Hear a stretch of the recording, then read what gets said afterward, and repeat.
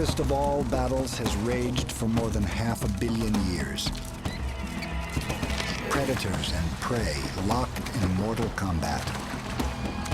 Survival demands innovation. But in any arms race, new weapons prompt countermeasures. All predators have to begin somewhere to attack, to subdue their prey. And so there really are first, second, and third lines of defense. Scientists in the war zone are discovering that deadly struggles for survival drive animal evolution to a greater degree than they ever imagined.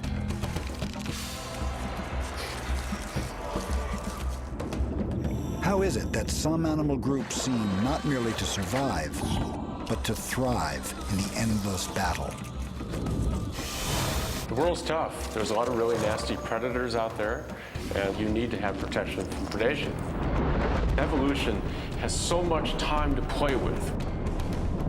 Join us as we meet some of Earth's greatest warriors, a special line of animals that can teach us the secrets of the survival game.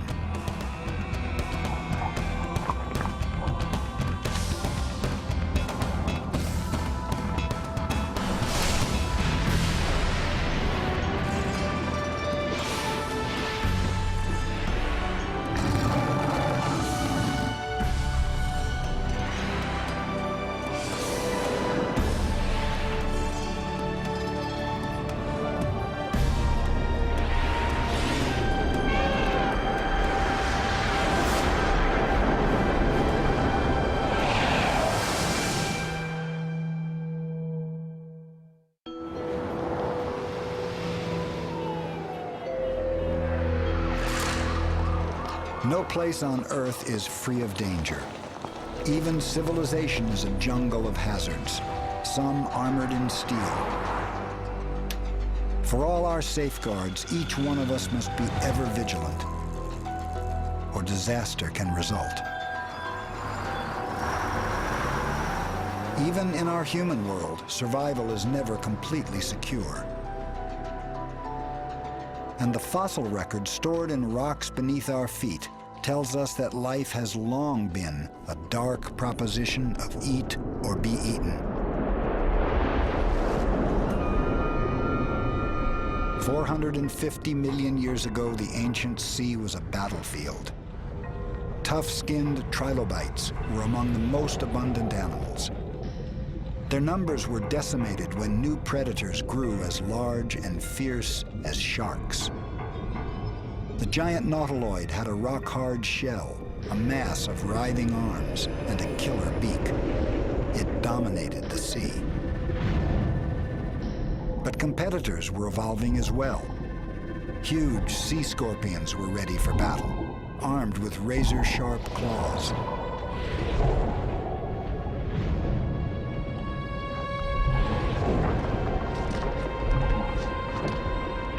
Competition forced all kinds of animals to find new ways to defend themselves and to survive.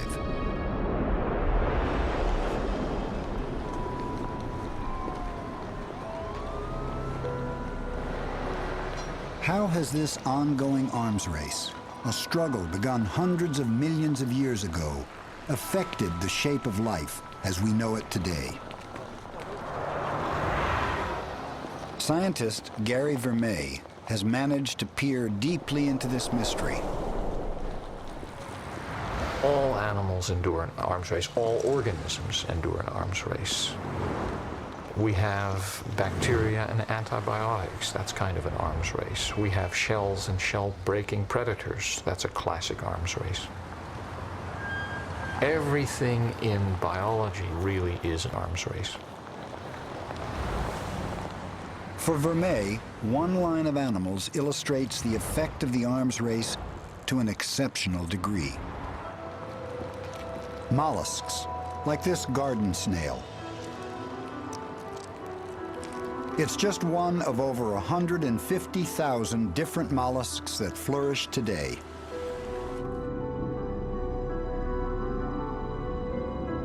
But when they first appeared, over 500 million years ago, mollusks were but tiny creatures, inching around under a protective shell. How did the struggle for survival create so many variations on their original body plan? I think that a body plan can be pushed incredibly far. When you think about mollusks, they're everything from slow, tank-like snails to very, very fast squid, which have large brains and very, very good eyes. There is virtually nothing that you can't do with a molluscan body plan. It may take evolutionary time to get there, but you can get there.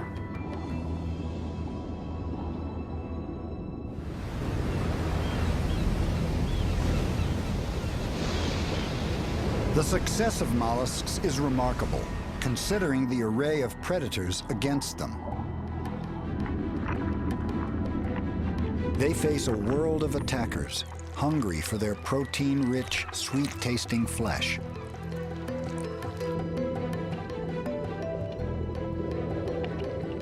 But mollusks have survived, because their body parts manage to change as new challenges arise.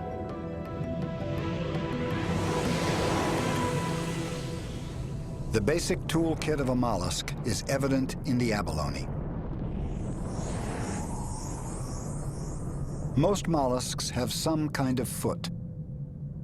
For many, including the abalone, the foot muscle bestows mobility.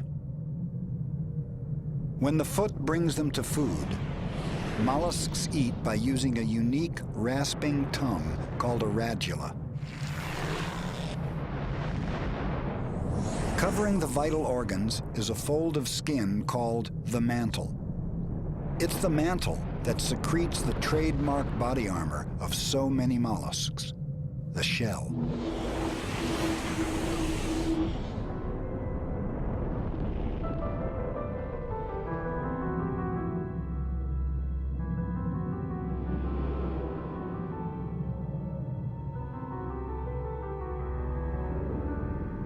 For me, the most amazing thing about mollusks is I suppose, their sheer beauty.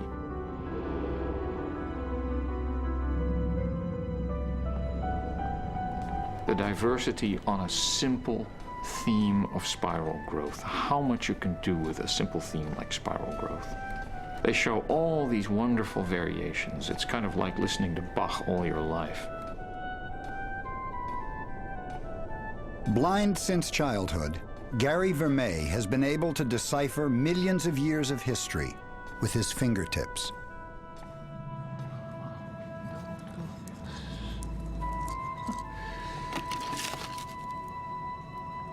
His fascination with shells began at the age of 9 in a moment of wonder.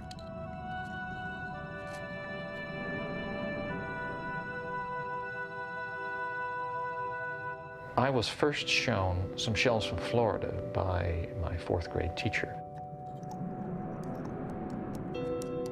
I was overwhelmed with their beauty. You know, they had such smooth interiors and such rather nicely sculptured and shaped exteriors. The contrasts were beautiful.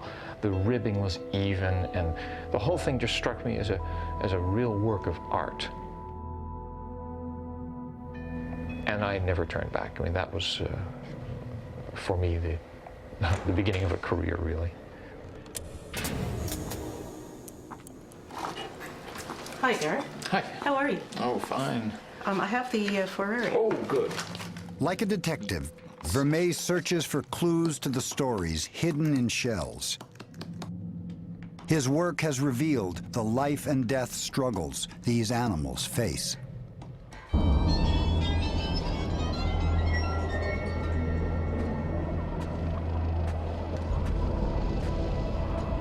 I think the world is fundamentally about competition. And predation is one very important form of competition. It's a world of, I want those resources, and I'm going to compete for those resources. And of course, the other side of the coin is that I want to defend myself. At one of Vermeij's field sites, two kinds of arms races intersect: a mollusk battleground and a U.S. Navy training site share the same stretch of Southern California beach. Here, Vermeer looks for evidence of violent clashes between mollusks and their enemies.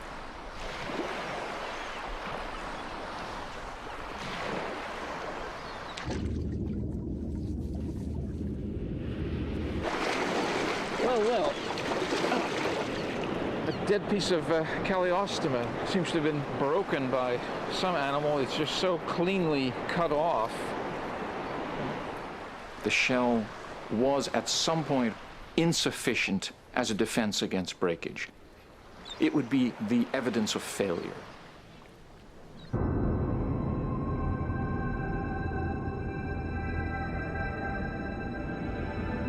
When that Calliostoma was alive, its lightweight shell helped in climbing tall stalks of seaweed.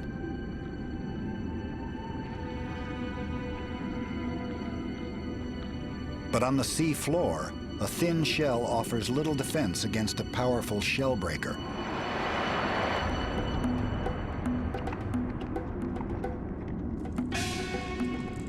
When attacked by a crab, a Calliostoma withdraws far inside its spiral shell.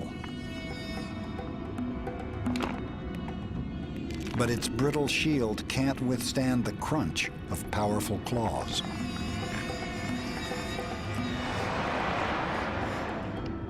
One thing that I learned very early on is that no design in biology is ever perfect. And so there will be shells that are not up to the challenge, and there will be shells that are.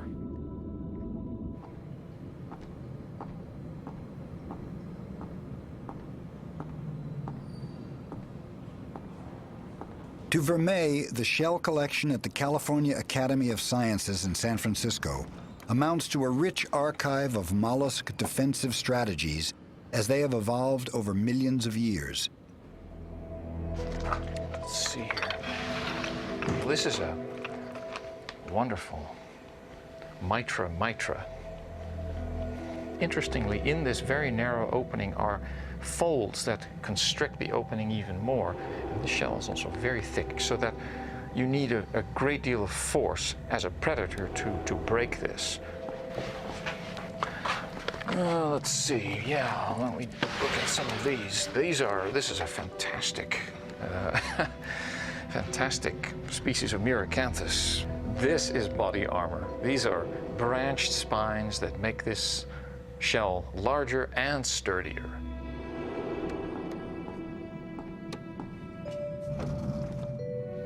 This is the largest living snail today, called Syrinx arowanus, and it does it by sheer size.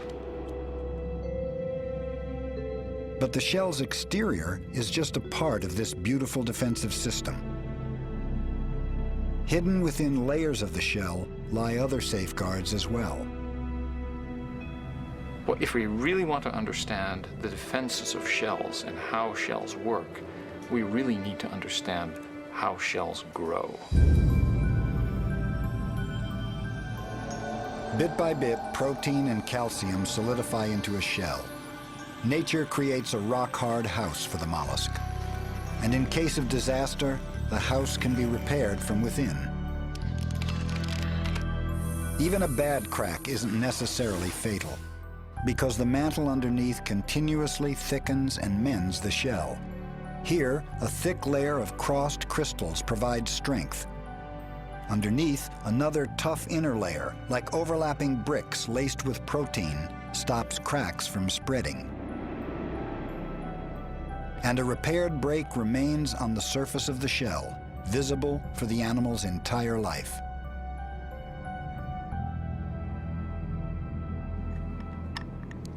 The first time I ever observed a repaired break, of course, I had no idea what it was. I just thought it was a blemished shell, and I hated it. And it was years later that I finally began to appreciate that repaired breaks actually could tell you something. These are battle scars.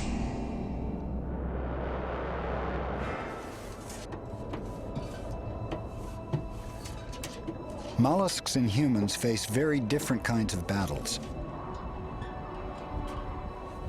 But Vermeer realized when he examined the work of military engineers in World War II that our strategies for weapon design are surprisingly similar.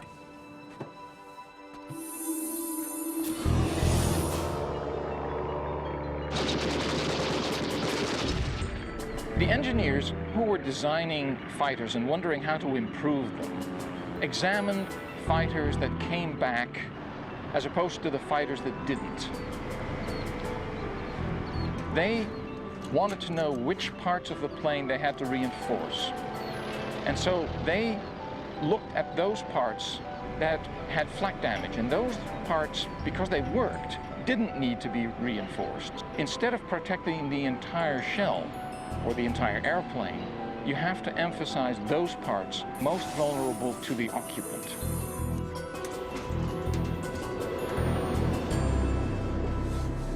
If a plane could take some hits and keep going, it didn't need strengthening everywhere, only where a direct hit could be fatal. Remarkably, the practical solutions of World War II are strikingly similar to those found in a tide pool. In the war waged here, nature has engineered a simple but effective shell for a mollusk called the leafy hornmouth. Rather than turn itself into a tank during eons of crab attacks, the leafy hornmouth has developed just 3 well-placed ridges along its shell. These ridges add just enough thickness to foil a crab's attempt to get a shell-breaking grip.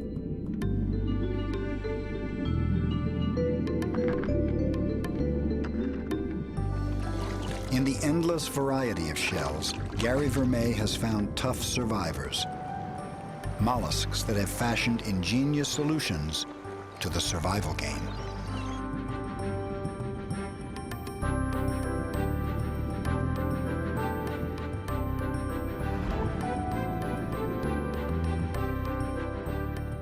But since no shell provides perfect safety, some mollusks have added another method of defense.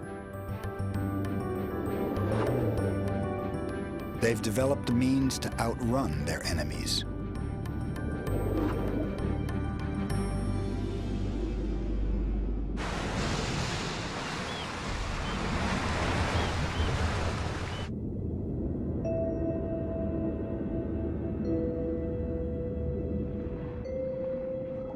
An abalone spends most of its life clamped to rocks. But when escape is necessary, its muscular foot sets out across the bottom. The foot is a biomechanical wonder. With no bones for support, it can stretch out to crawl while holding on at the same time. The abalone employs its foot when a dangerous adversary is close by, such as the many-armed predatory sea star Pycnopodia. The abalone could clamp itself down, but then it would face the slow, suffocating torture of Pycnopodia's death grip.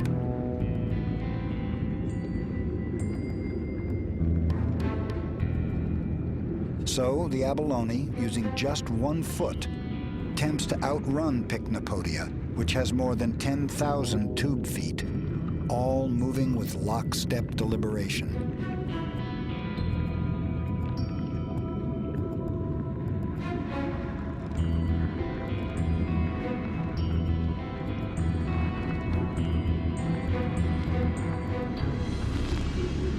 Because the abalone's foot is attached to its shell, it can twist with powerful torque and wrench itself free when its pursuer catches up.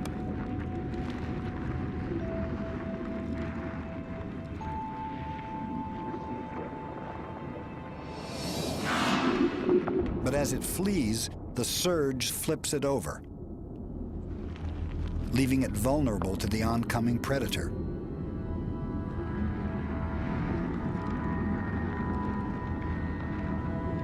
With time running out, the abalone must get a suction foothold and right itself.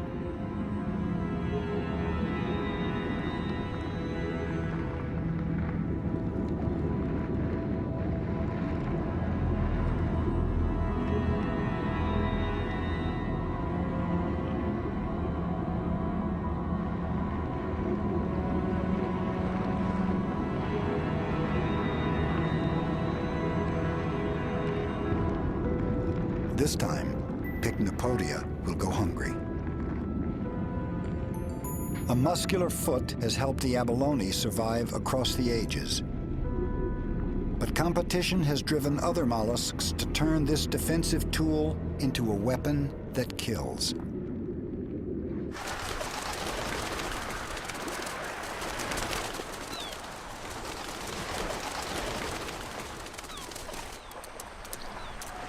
Along the shallow edges of the sea, shelled mollusks sometimes congregate in great numbers. Where cockles are abundant, they attract the attention of a more aggressive mollusk with a lethal taste for cockles. The moon snail can inflate its foot to 4 times the size of its entire shell, a foot that serves as both a burrowing tool and a predatory weapon. The cockle, however, has a few tricks of its own. Its foot is a powerful digger, but it can also kick away forcefully when danger approaches.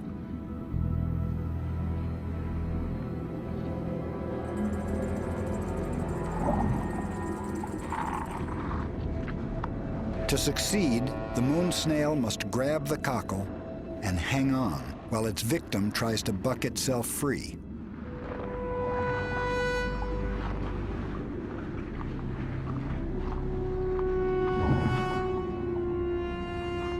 If the moon snail loses its hold, it can also burrow down.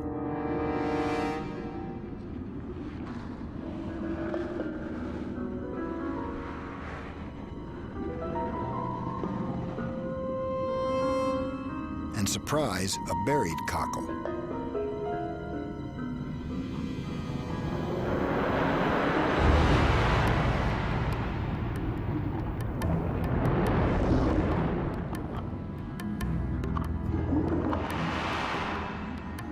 This time, the aggressor succeeds.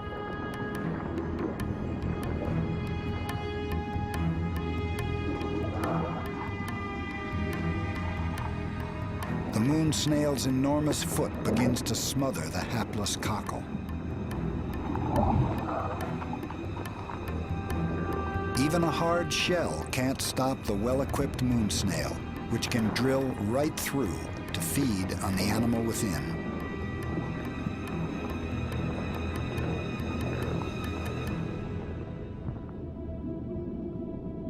The need to procure a meal is a driving force in nature's arms race, and mollusks have evolved an astonishing variety of feeding tools for the job. Peering inside an abalone's mouth, we can see one of nature's brilliant and bizarre creations. It's called a radula, a rasping ribbon of teeth like a chainsaw blade. In some mollusks, these teeth contain a hard iron mineral that grants them supreme durability.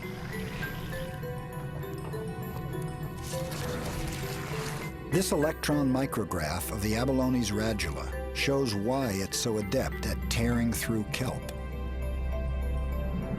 Other mollusks have evolved radulas suited for different tastes. This one opens barnacle shells.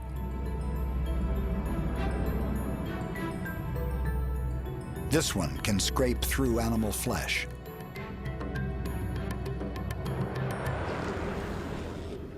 The compulsion to eat and to avoid being eaten has inspired endless invention. The war began among bottom dwellers confined to the sea floor.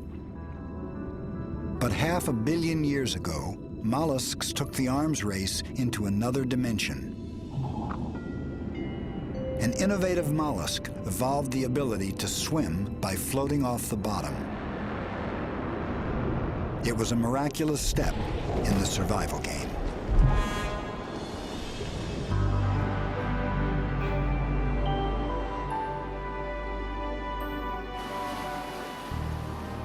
In the South Pacific, near the island of New Caledonia, an enormous coral reef has been growing steadily for millennia.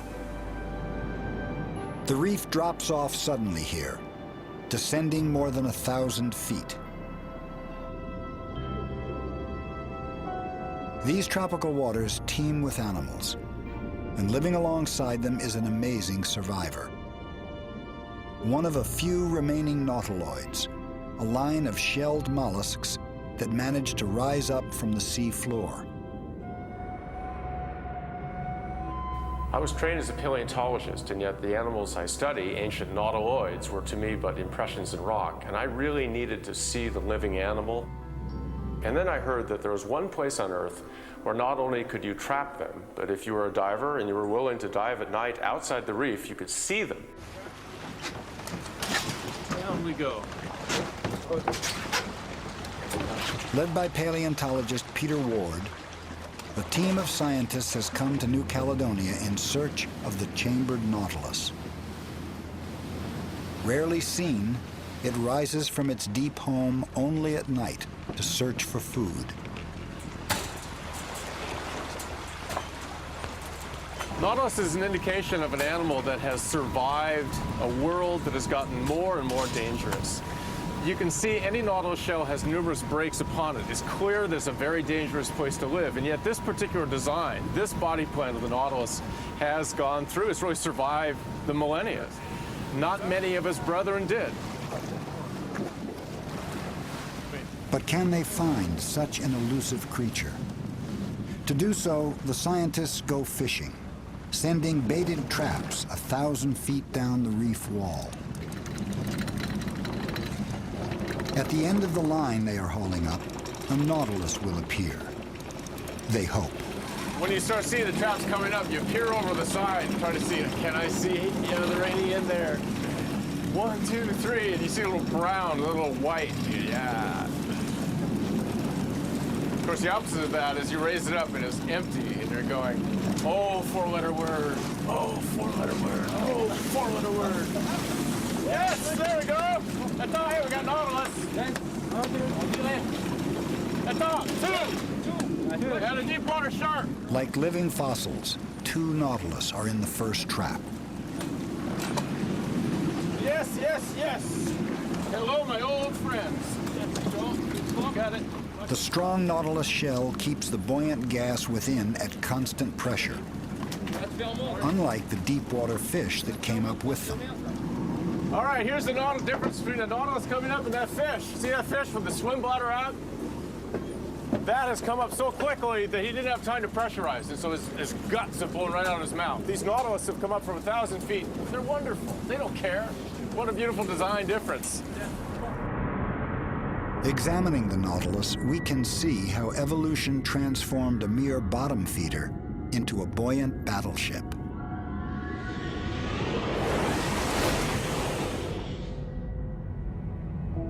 At its head, a mass of 90 or more muscular tentacles can extend from sheaths to seize its prey. Nautiloids found a way to swim by jet propulsion. Water is taken in and rapidly forced out of a funnel that steers and propels the nautilus.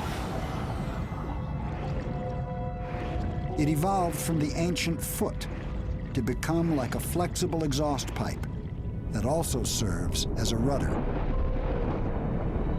A thin sheet of muscle, the mantle, surrounds the internal organs, while at the same time secreting the hard calcium layers of its famous chambered shell.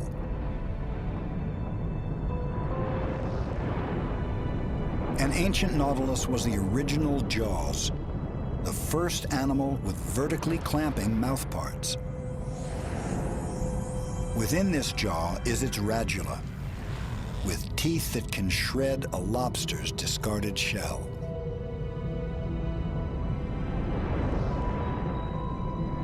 Every feature of the Nautilus design is a legacy from its ancestors and the world they encountered. But what set this line of mollusks apart from all that came before was a key evolutionary breakthrough: buoyancy. For years, its secret was a mystery, until scientists took X-rays of a living nautilus. What makes Nautilus unique among the living mollusks today is that the shell is not a simple interior tube, but it is cut into a series of partitions. People began X-raying the animals, and early on it became apparent that not only is there air in the chambers, but there's water too. New chambers are sealed off with seawater still inside them. In order to stay buoyant as it grows, the nautilus must remove this seawater from its shell. To do so, it uses a tube called the siphuncle, which spirals through every chamber. Cells in this tube gradually pull the water into the animal's blood system, leaving only gas. The secret to maintaining buoyancy. 500 million years ago, a buoyant shell enabled the nautiloids to grow in size and dominate the seas.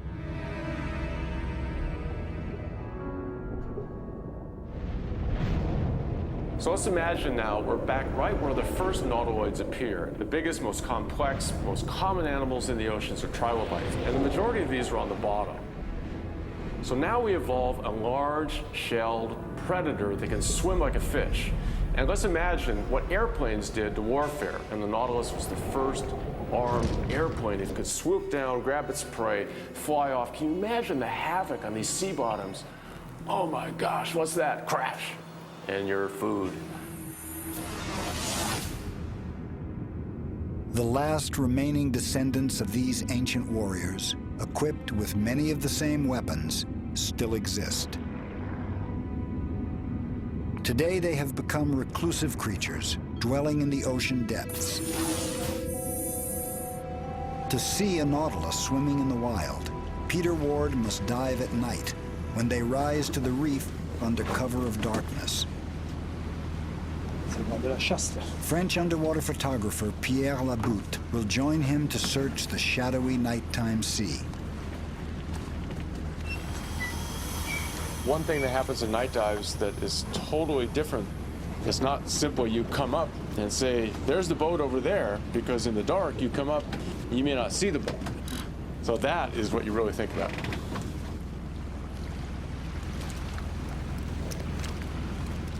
With luck, before their flashlight batteries give out or their air tanks run empty, they'll meet a nautilus on its way up the reef.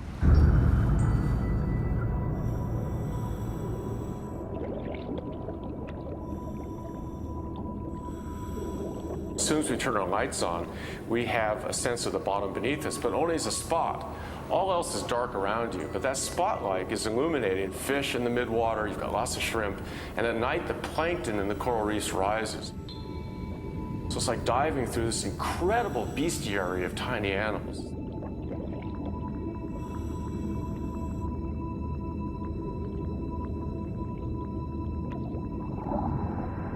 That cliff, when you go over the edge, you just see blackness. And you shine your light down there, well, there's no bottom down there. Well, it's down there, but it could be 1,000 feet down. So you're looking really over the edge.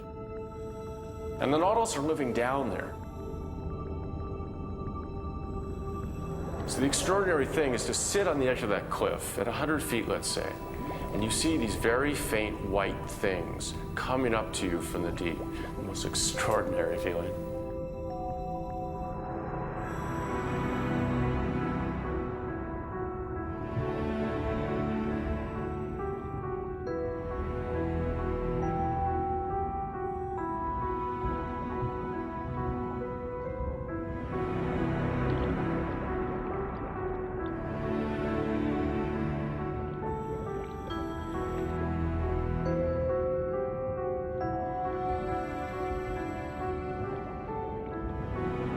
It's like being back in the ancient ocean where most of the animals swimming around were like the nautilus, back when they were the rule. And to finally see them swimming about, and I just had this sense that this is not some ancient, slow, stupid creature. This is a survivor. It's a survivor for a good reason. You don't last 500 million years if you're poorly adapted.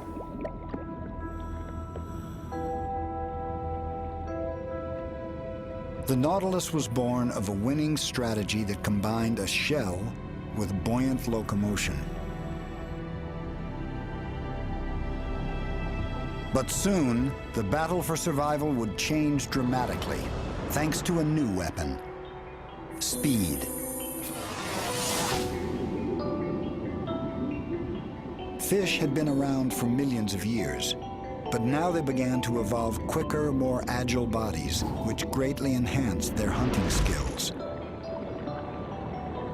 In time, the floating fortresses were outgunned.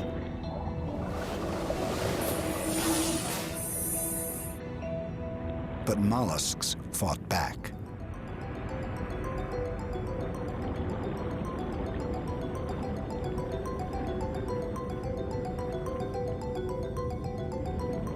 Once again, mollusks retooled. One line embarked on a risky scheme. It would gain speed by forfeiting more and more of its heavy protective shell. In squid living today, only a thin remnant of shell remains on the animal's inside. Now it provides support for a streamlined body that's become a kind of natural rocket. Some squid are capable of accelerated bursts, traveling as fast as 20 miles per hour. Compared to the mollusks that came before, squid are superb swimmers.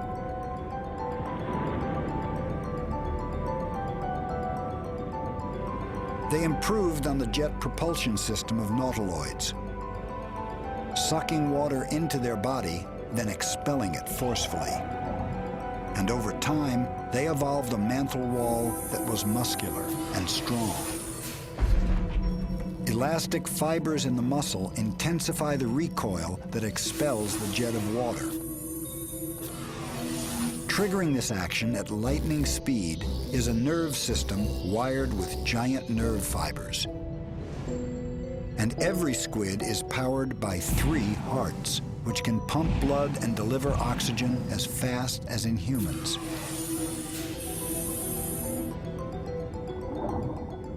The demands of the survival game pushed this line of mollusks a long way from their snail-paced origins. But beyond their speed and evasive maneuvers, squid went even farther, venturing into the deep sea. Some have evolved to live so deep that they are below the reach of many predators.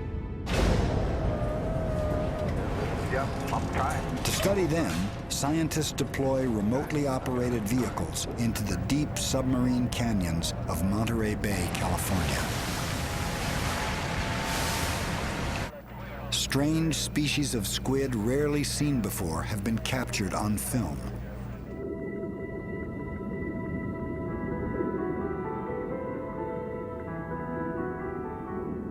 These squid must survive the extraordinary rigors of the deep. And like so many mollusks, they have adapted in singularly creative ways.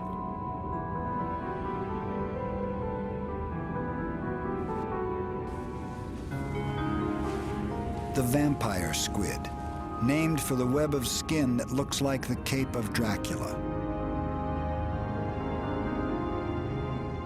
With strange eyes and paddle-like fins, it seems to have pushed the mollusk body plan to its limits.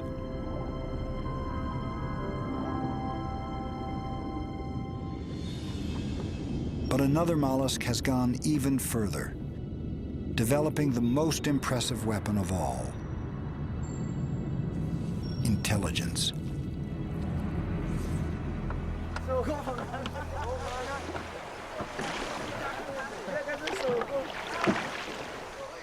It is late in the day on Bunaken Island, one of the small volcanic islands in the Indonesian archipelago.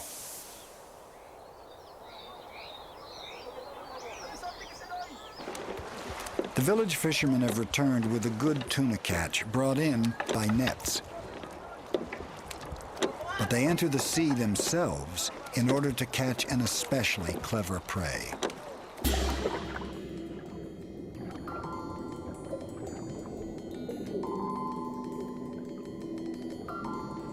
And even scientists do not yet understand how clever the octopus may actually be.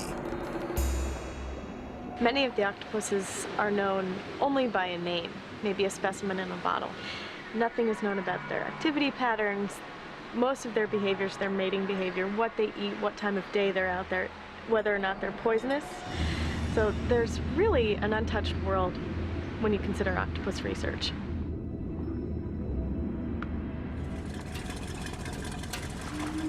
Chrissy Hufford is a graduate student who has come to Indonesia in search of little-known octopuses. To learn where to look, she works with native fishermen. Local guides like Samuel know the activity periods of the octopuses. They know what they eat.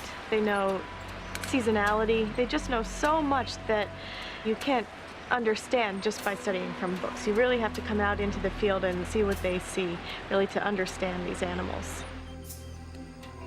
One of Samuel's first suggestions: start the search at night, when many octopuses leave their dens to hunt through the concealing darkness.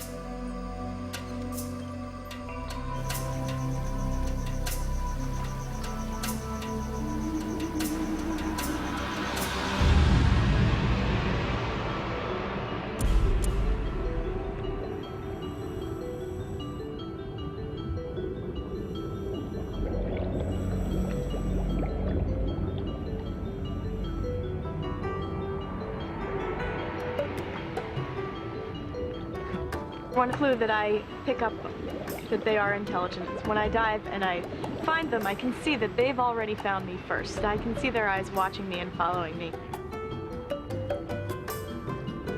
The first octopus they encounter emerges eyes first. It is the wonderpuss, named for its dazzling color displays, which stand out from the bland surroundings. In some ways, octopuses break the rules of what many people picture the typical invertebrate to be, which is not very aware of the environment. Octopuses are incredibly curious. They have a great sense of vision, chemoreception. They're very aware of their environment. And they have to be. Descended from swimming ancestors, octopuses return to live on the bottom. A tremendously risky move for an animal without a protective shell. To survive there, the octopus made dramatic changes to the mollusk body plan. And its wily behaviors have captivated Chrissy Hufford.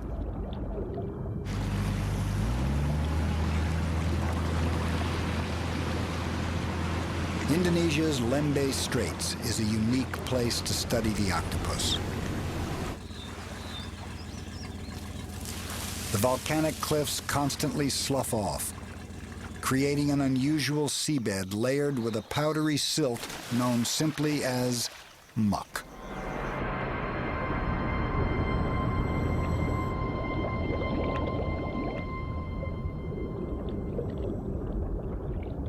Diving in this muck takes some getting used to.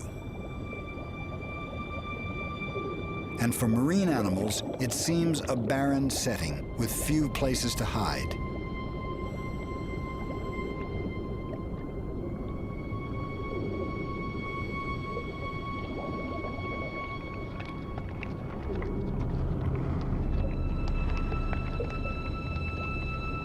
Many of the fish stay close to the bottom.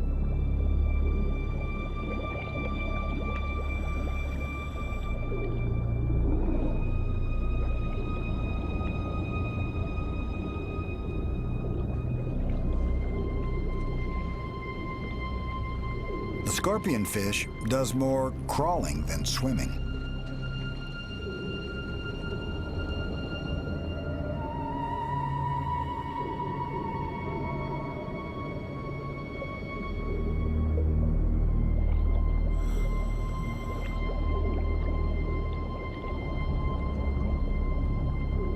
The cockatoo waspfish does its best to look like a dead and unappetizing leaf.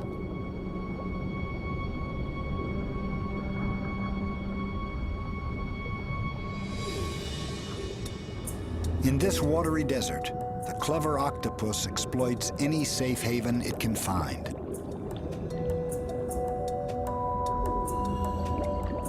The veined octopus likes to squeeze into split coconuts for shelter.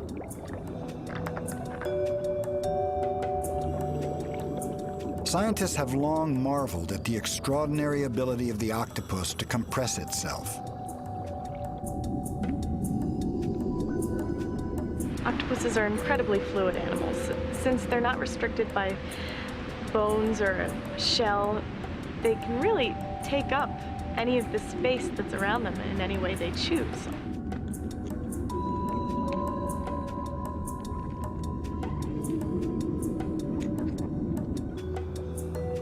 Being mollusks and having no shell, they're faced with challenges that most mollusks aren't faced with. So they have to protect themselves in other ways. One way is the miracle of camouflage. The octopus can change color and texture in an instant. For the mollusk without a shell, nature invented the ultimate skin. Yet another brilliant design for the arms race. They are able to make their skin very bumpy or pointy, or in some areas, and flat in other parts of the body. They can change the color. It's very instant. They can change from looking like a rock to looking like a clump of algae, which is absolutely incredible in my mind.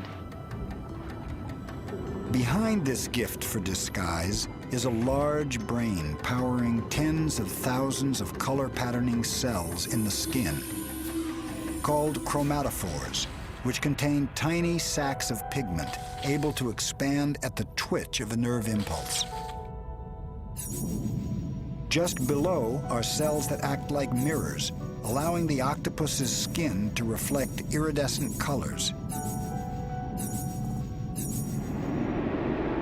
A color pattern appears when the chromatophores are expanded. When they contract, the white or reflecting cells are revealed.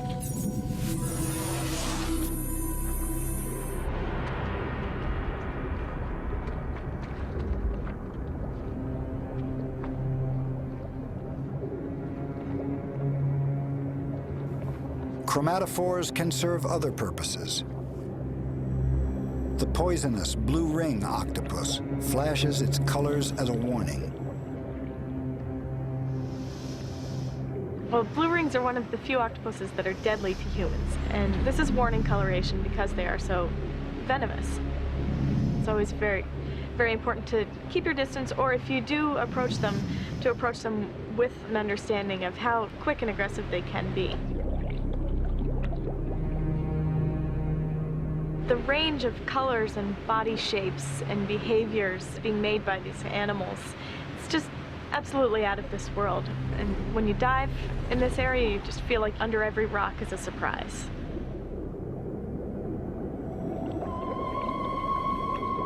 Whether it's a small blue ring or a giant with tentacles 6 feet long, the octopus has become a commanding presence on the sea floor.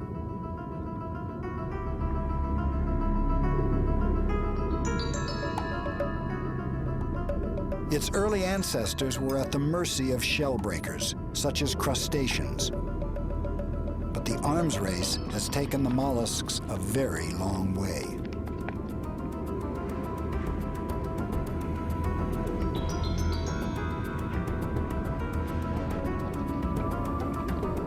Now the crab must reckon with the octopus. An adversary equipped with intelligence, an awesome ability for disguise, and a devastating 8-armed attack.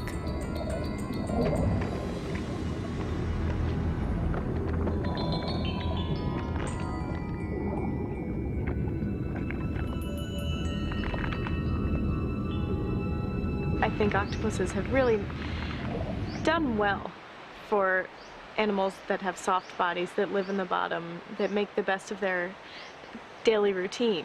I think they have done quite well and maybe rival humans in some ways. Driven by intelligence, We humans have devised countless creations to survive in a dangerous world. But we are not the only gifted inventors.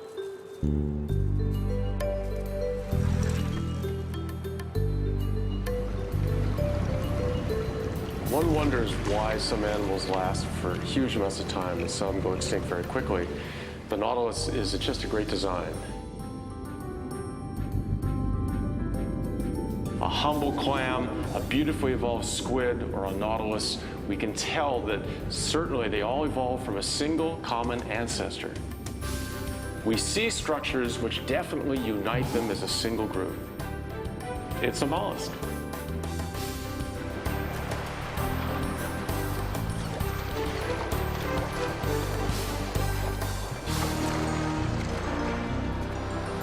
Mollusks, as a group, have proved after the fact to be very adaptable. Something about their body plan has enabled them to explore virtually every niche that one can. They have managed to find their way to almost every kind of environment in the biosphere today.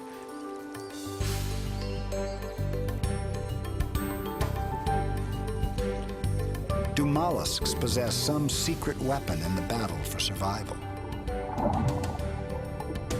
The simple truth is, they endure because their body plan adapts, endlessly and ingeniously. Across millions of years, they have shown that the ability to change in an ever-changing world is perhaps the greatest secret of the survival game.